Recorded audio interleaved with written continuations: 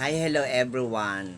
Good morning, Pilipinas. And yan, and maybe iba ang time dyan sa inyo sa ibang bansa and other places of the world.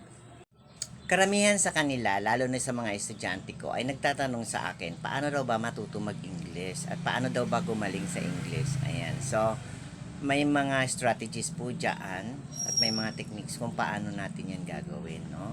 So, hindi yan basta-basta. So, doon sa mga nais matuto, pwede po kayo sa aking kumontak para kayo ay maturuan. Okay? So, contact lang po kayo sa akin at nasa ganon ay mapayuhan namin sa inyo kung paano ang ating mga dapat gawin. Nais ko lang din i-promote nga pala na we are having our tutorial services at ang aking asawa dyan ang nag-asikaso, no? Siya yung teacher dyan.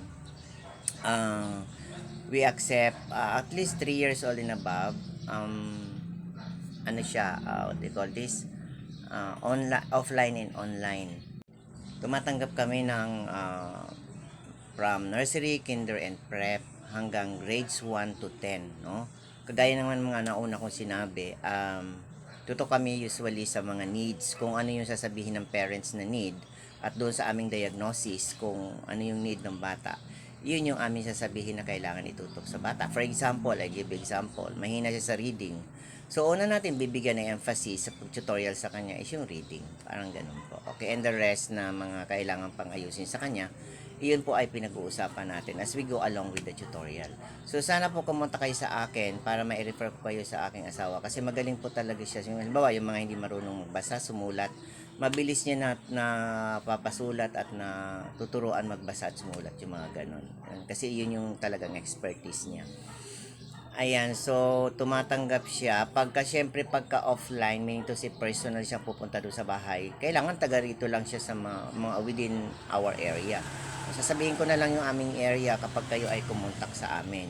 Yan, personal message na lang. Ayan, hindi na dito sa habang ako ay nagsasalita. Ayoko nang magsabi ng aking address, no?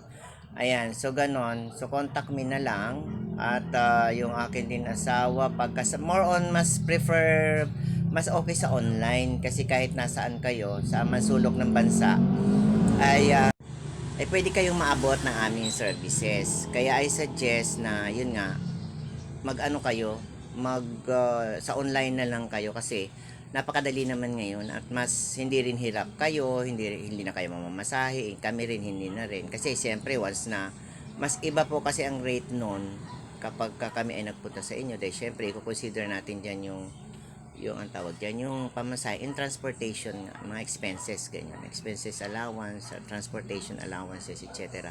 So kaya medyo lumalaki yung fee, no?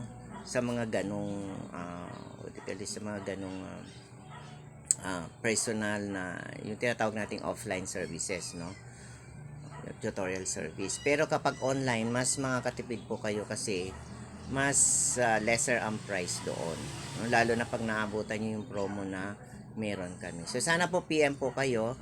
And again, yung sa ALS namin, hindi ko pa sure kung matutuloy yun kasi medyo nalipat kami ng place, so hindi ko pa alam talaga. Hindi ko pa alam kasi uneven yung may hawak nun yung sponsor namin ay hindi ko rin sure kung magtutuloy pa ba siya. So, I'll be giving you updates about it. Libre naman yung ALS, pero syempre pag nag-avail sila ng tutorial, ibang bahagi po yun.